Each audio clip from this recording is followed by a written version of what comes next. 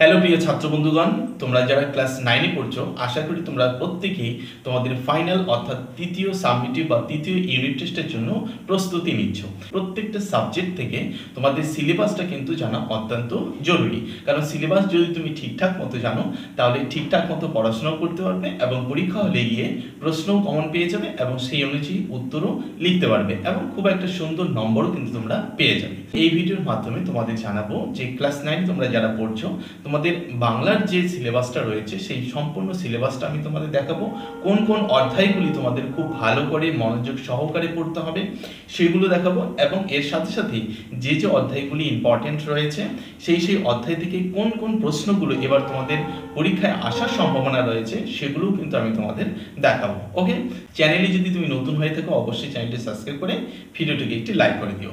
প্রথমে বলি যে তোমাদের ক্লাস 9-এর যে ফাইনাল এক্সাম হবে অর্থাৎ তৃতীয় ইউনিট টেস্ট হবে, সেই পরীক্ষাটি কিন্তু হবে নভেম্বর, কোনো কোনো স্কুলে নভেম্বরই পরীক্ষা শুরু হয়ে যাবে মাঝামাঝি সময় থেকে, এবং কোনো কোনো স্কুলে ডিসেম্বরের প্রথম সপ্তাহ থেকে কিন্তু পরীক্ষা শুরু হয়ে যাবে। ওকে, তো তোমাদের যে বাংলার যে ফুল মার্ক এবার পরীক্ষা হবে সেটা 90 নম্বরের টোটাল পরীক্ষা হবে এবং প্রজেক্ট থাকবে 10 নম্বর, টোটাল হচ্ছে 100 নম্বরের পরীক্ষা হবে। ওকে, নভেম্বর এবং ডিসেম্বরে তোমাদের কিন্তু পরীক্ষা শুরু হচ্ছে। ওকে, তো ক্লাস 9 থেকে যে ফাইনাল পরীক্ষার সিলেবাসটা রয়েছে সেই সিলেবাসটা চলো আমরা সম্পূর্ণরূপে দেখে নিই কোন কোন অধ্যায়গুলি ইম্পর্টেন্ট রয়েছে, এবং তার পরবর্তী সময়ে প্রত্যেকটা চ্যাপ্টার থেকে আমি তোমাদের ইম্পর্টেন্ট প্রশ্ন উত্তরগুলো দেবো অর্থাৎ সাজেশন দিয়ে দেবো।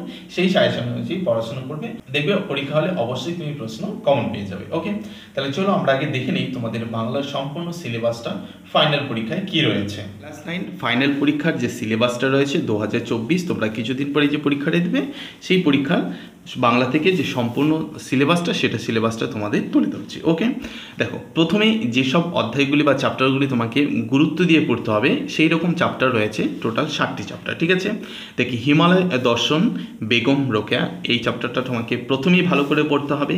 খেয়া পড়তে হবে রবীন্দ্রনাথ ঠাকুর, ভাঙ্গার গান কাজী নজরুল ইসলাম, আমরা পড়তে হবে সত্যেন্দ্রনাথ দত্ত, নিরুদ্দেশ প্রেমেন্দ্র মিত্র, চন্দ্রনাথ তারাশঙ্কর বন্দ্যোপাধ্যায়, এবং আরেকটি যে অধ্যায় তোমাকে চ্যাপ্টার পড়তে হবে সেটা হচ্ছে প্রফেসর শঙ্কুর ডায়েরি, সত্যজিৎ রায়ের লেখা অবশ্যই স্বর্ণপণি। এই অংশটুকু তোমাকে ভালো করে পড়তে হবে। ঠিক আছে, তাহলে এখানে যে তোমাদের আমি 7টি অধ্যায় দেখালাম বা অংশ দেখালাম, এই 7টি অংশ প্রথমেই তোমরা ভালো করে রেডি করে ফেলো তোমাদের ফাইনাল পরীক্ষার জন্য। ওকে, তাহলে বাকি চ্যাপ্টারগুলো কি আমাদের পড়তে হবে না? অবশ্যই পড়তে হবে। সেই সব চ্যাপ্টারগুলো তোমাদের আমি সামনে তুলে ধরছি, অর্থাৎ পুরো যে সিলেবাসটা এর মধ্যে কিন্তু এই 7টি অধ্যায় বা 7টি চ্যাপ্টার কিন্তু তোমাকে আগে ভালো করে এর প্রশ্নোত্তরগুলো রেডি করতে হবে। ঠিক আছে, এর জন্য সম্পূর্ণ যে সাজেশনটা রয়েছে এই প্রত্যেকটা অধ্যায় থেকে আমি সাজেশন তোমাদের দিব, সেই প্রশ্নগুলো ভালো করে পড়তে আগে সিলেবাসটাকে ভালো করে ক্যারি করে নাও। ঠিক আছে, ওকে, প্রত্যেকটা এক্সামের জন্য কিন্তু সিলেবাসটা জানা অত্যন্ত জরুরি, এবং সেই সিলেবাস অনুযায়ী তুমি পড়াশোনা করো তাহলে তোমার প্রশ্নের অ্যান্সার করতে কিন্তু কোনো রকম অসুবিধা হবে না।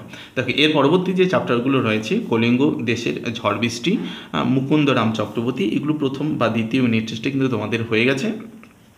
ঠিক আছে, যেরকম যে স্কুলে যে চ্যাপ্টারগুলো প্রথমে নিয়েছে সেই চ্যাপ্টারগুলো হয়ে গেছে, আশা করি এই চ্যাপ্টারগুলো হয়ে গেছে। সুতরাং এখান থেকেও প্রশ্ন আসবে এমনটি নয় যে প্রশ্ন আসবে না, এগুলো কিন্তু তোমাকে পড়তে হবে। এগুলো কিন্তু পড়তে খুব বেশি সময় লাগবে না, যেহেতু তোমরা আগে পড়ে নিয়েছো, তাই না?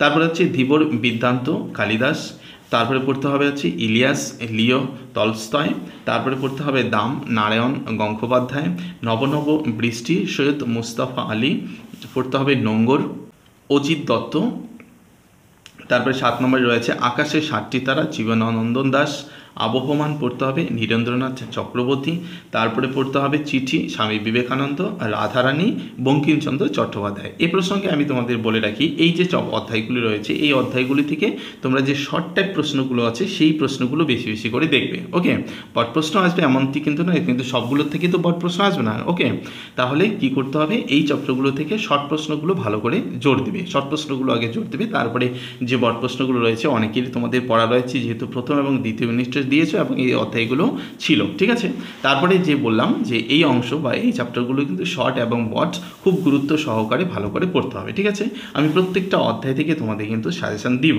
ঠিক আছে, সুতরাং এর জন্য তোমাকে একটুখানি ধৈর্য ধরতে হবে। ওকে, এবার আমরা দেখব হচ্ছে গ্রামারের অংশটা। দেখো এর পরবর্তী যে অংশটুকু রয়েছে প্রফেসর শঙ্কুর ডায়েরি, এখানে কভার্স রয়েছে এবং হচ্ছে কি বোমযাত্রীর ডায়েরি। এই অংশটুকু। আমাদের আরেকবারও বলছি যে প্রাইভেট টিউশন বা স্কুল থেকে যেসব প্রশ্নগুলি দিচ্ছে এই চ্যাপ্টারগুলো থেকে তোমাদের পড়তে বলছে সেগুলো কিন্তু অবশ্যই পড়ে নেবে। ব্যাকরণের অংশ থেকে তোমাদের পড়তে হবে ধ্বনি পরিবর্তন, এই অংশগুলো আমি তোমাদের যতটা সম্ভব দেখিয়ে দেবো। সন্ধি বিচ্ছেদ করো বা সন্ধি পদ এবং শব্দ, তারপরে শব্দ গঠন এবং শব্দ ভাণ্ডার, ঠিক আছে। এই ব্যাকরণ থেকে এটা পড়তে হবে ভালো করে, এই কয়েকটি অংশ। এছাড়াও এর বাইরের যে গ্রামারের অংশগুলি রয়েছে সেগুলোও কিন্তু আমি তোমাদের দেখাবো, ঠিক আছে। একদম টোটাল কমপ্লিট একটি তোমাদের যে সাজেশান, সেই সাজেশানটা কিন্তু আমি তোমাদের দেবো এবং সেই অনুযায়ী কোন কোন বিষয়গুলি পড়তে হবে, কোন কোন বিষয়গুলি ভালোভাবে দেখতে হবে সেগুলো আমি তোমাদের বলে দেবো। ওকে, এরপরে হচ্ছে গল্প লিখন তোমাকে পড়তে হবে বা এটা জানতে হবে। গল্প লিখন কেউ যদি না জানো, প্রবন্ধ রচনা অর্থাৎ রচনা লিখতে হবে। তারপরে হচ্ছে ভাব সম্প্রসারণ, ভাবার্থ, সারাংশ, এই অংশগুলো তোমাকে ভালো করে দেখতে হবে, ঠিক আছে। এখান থেকে দুটো আসবে, দুটোর মধ্যে তোমাকে একটি করতে হবে, ঠিক আছে।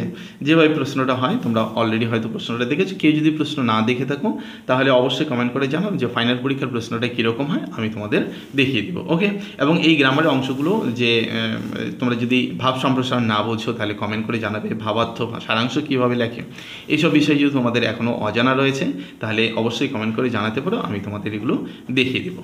ওকে, এর পরবর্তী ক্লাসের মধ্য দিয়ে আমরা কী করব, যে প্রত্যেকটা অধ্যায় থেকে আমরা যে ইম্পর্টেন্ট প্রশ্নগুলো রয়েছে সেগুলো কিন্তু আমি তোমাদের দিব। ওকে, তো চলো দেখা হচ্ছে পরের ভিডিওতে। তো চ্যানেলটিকে সাবস্ক্রাইব না করে থাকলে সাবস্ক্রাইব করে রাখো, ভিডিওটা বন্ধুদের মধ্যে শেয়ার করে দিও এবং লাইক তো অবশ্যই একটা করে দিও। ওকে, তাহলে পড়াশোনা করতে থাকো, দেখা হচ্ছে পরের ক্লাসে।